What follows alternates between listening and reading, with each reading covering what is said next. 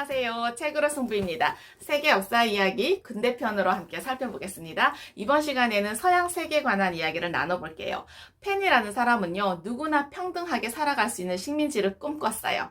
그리고 영국의 국민들은요, 새로운 국왕과 왕비인 오렌지공 윌리엄과 메리가 오직 국민만을 위한 그런 법률을 선포해 줄 것을 요구했어요. 이제는요, 국왕과 영주가 그들의 전성시대를 막을 내리는 중이었어요. 세상에서 가장 똑똑하다고 여겨졌던 고대 그리스 사람들의 생각들이 조금씩 틀렸다는 것이 밝혀지고 있었어요. 이때로부터 100년 전쯤에 이탈리아의 과학자 갈릴레오가 있었는데요. 이 갈릴레오는 고대 과학자인 아리스토텔레스와 프톨레마이오스의 사상을 연구했어요. 이 두 명의 과학자들은요, 태양이 지구를 돌고 있다라고 썼어요. 그런데 실제로 갈릴레오는 그게 사실이 아님을 밝혀냈죠. 바로 과학적인 방법을 사용한 최초의 과학자 중 한 명이었어요. 옛날 학자들의 사상을 그대로 받아들이는 것이 아니라 자신의 눈으로 세상을 관찰하고 그 결과를 설명하는 이론을 만들어내는 그 방식이 바로 과학적인 방법이에요. 그러고부터 한 100년쯤 후에 영국에서 몹시 허약한 아기가 태어나는데 그 아이가 바로 아이작 뉴턴이에요. 아이작 뉴턴은 84살까지 살았는데요. 84년 동안 살면서 갈릴레오의 사상을 깊이 몰두했어요. 아이작 뉴턴은 이 세상의 운행에 관해서 갈수록 관심이 깊어졌고, 그러다 보니까 온갖 책을 닥치는 대로 읽고 온갖 실험을 했어요. 이 뉴턴이 18살이 되었을 때 영국 사람들은 프랑스에 도망가서 살고 있었던 왕위 계승자 바로 찰스 2세를 다시 영국으로 모셔왔어요. 그 후에 뉴턴은 케임브리지 대학에 들어가서 과학을 공부했어요. 뉴턴은요, 플라톤이나 아리스토텔레스의 책을 읽으라는 권유를 받았지만 그렇게 하지 않고 갈릴레오와 코페르니쿠스 같은 현대 과학자들의 사상을 접했어요. 흑사병이 온 세상에 번지면서 캠브리지 대학도 문을 닫아야 했고 뉴턴은 집으로 돌아와야 했어요. 그러면서 계속 세상에 대해서 관찰을 했는데요. 세상에서 일어난 그 모든 일들이 굳이 그런 식으로 일어나는 이유가 무엇인지 알고 싶었어요. 그때 당시에 찰스 2세의 국왕이 병들어서 죽고 제임스 2세가 국왕이 되었던 그 시점이었어요. 어느 날 뉴턴은요, 창가에 앉아서 사과밭을 물끄러미 바라보고 있었는데 이런 생각을 했어요. 왜 사과는 언제나 똑바로 아래로 떨어지는 걸까? 네, 이런 생각을 했어요.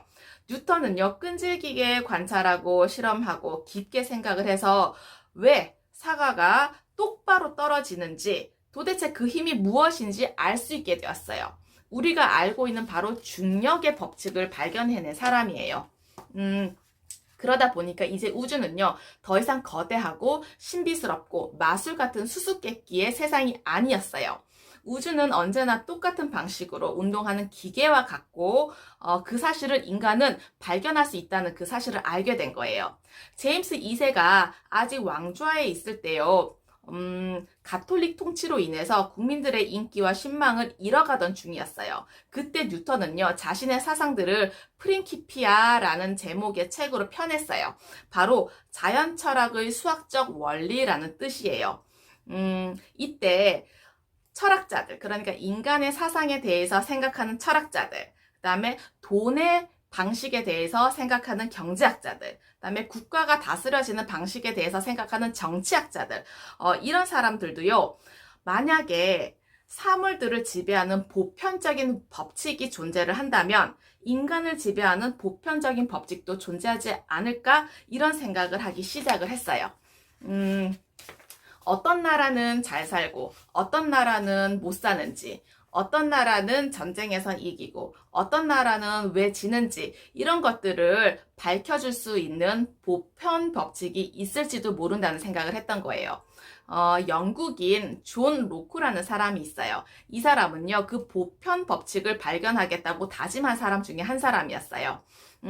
이 존 로크의 아버지는요, 내란 때 국왕에게 반대하는 편에 가담해서 찰스 1세 군대와 싸웠어요. 찰스 국왕이 단도대에서 이렇게 처형을 당했잖아요. 그 뒤에 로크는 옥스퍼드대에 들어갔는데 처음에는요, 역사, 그리스 철학을 공부할 생각이었어요. 그렇지만은 뉴턴처럼 과학 실험을 하고 현대 철학자들의 사상에 마음이 빼앗겼어요. 네, 프랑스로 도망갔던 그 왕위 계승자가 돌아와서 찰스 2세가 되었을 때요, 로쿠는 28 된 청년이었어요. 국왕의 지지자들은요, 로쿠가 왕정보다는 공화정을 좋아한다는 사실을 알고 있었어요. 그러다 보니까 언제 체포당할지, 언제 처형당할지 몰랐어요.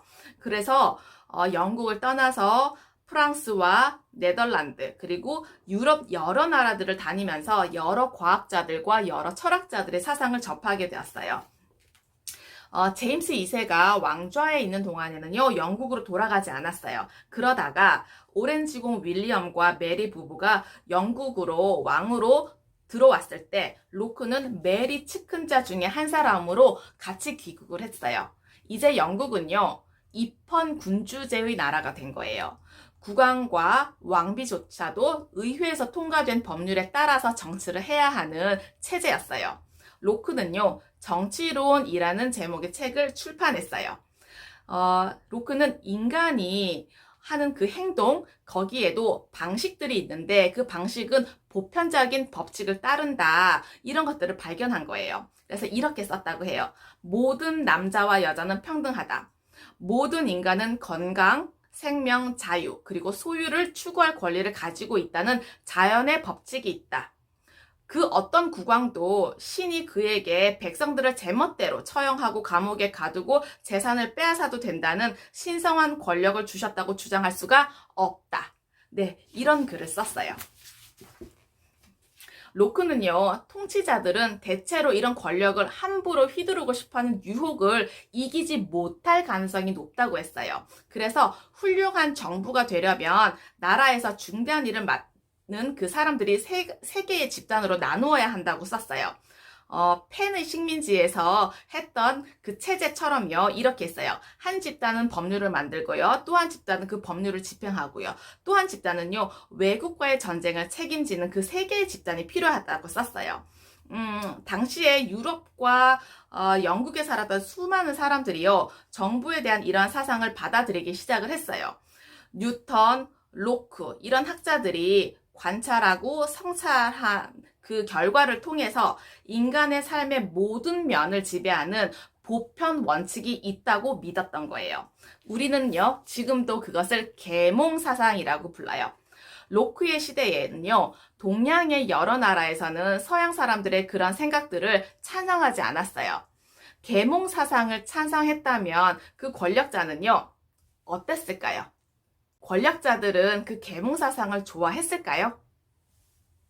계몽시대에 농부들은 어떤 삶을 살 수 있었는지 말씀을 드릴게요. 새롭고 과학적인 방법으로 농사를 지을 수가 있었어요. 바로 과학자들이 자연의 보편 법칙을 발견해냈거든요. 여러 세기 동안 농부들은요, 경험을 통해서 같은 밭에 해마다 같은 농작물을 심게 되면 수확량이 적어진다는 사실을 알게 되었어요. 바로 윤작법이라는 그런 과학적인 농법을 발견을 했는데, 첫 해에는 밀을 심고, 둘째 해에는 순무를 심고, 그 다음 해에는 보리나 귀리를 심고, 그 다음 해는 토끼풀을 심어서, 네, 같은 밭에 풍부한 수확량으로 걷어들일 수가 있었던 거예요. 그러다 보니까 소들도 풍성한 곡물을 먹고 자랄 수 있어서 더 살찌울 수가 있었어요.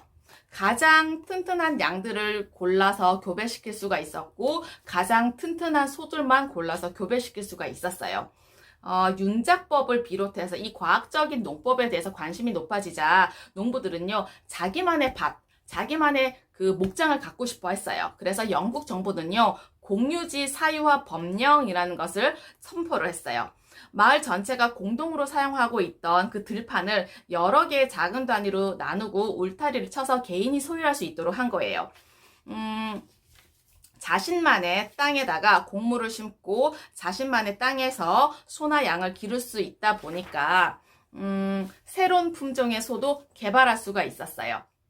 모든 농부가 이것을 환영하지는 않았어요. 왜냐하면 땅을 받은 농부들은요, 관리들에게 돈을 주어야 했고요, 돌담과 울타리를 치는데도 돈을 주어야 했어요. 그래서 어떤 농부는요, 자기가 받은 땅을 다른 농부에게 돈을 받고 팔 수밖에 없는 경우도 있었어요. 그리고 쟁기를 끄는 말에게 마구를 씌워요. 그 장치 덕분에 더 많은 밀을 수확할 수 있게 된 거예요. 영국의 전 지역에는요, 이런 농부들이 새롭고 과학적인 방법으로 농사를 지었어요. 작물을 경작하고 가축을 기르고 그리고 조상 대대로 내려오는 그 농법에서 벗어날 수 있게 되었어요. 이것을 바로 우리는 농업혁명이라고 불러요. 네, 어떠셨나요? 과거의 지혜와 지식을 통해서 현재와 미래의 삶이 좀 더 풍성하고 의미 있기를 기원합니다. 감사합니다.